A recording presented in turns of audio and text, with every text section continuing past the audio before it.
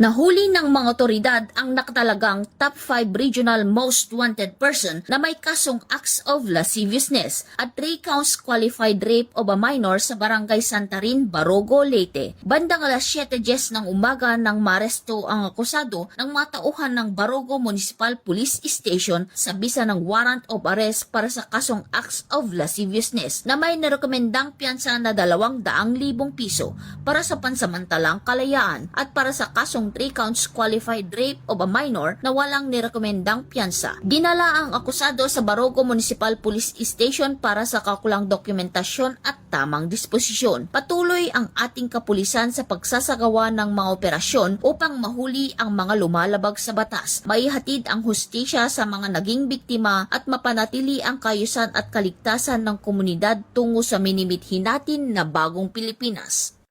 Mula dito sa Eastern Visayas, ako ang inyong PNN correspondent, Patrolwoman Palafox, alagad ng batas, tagataguyod ng Balitang Pulis.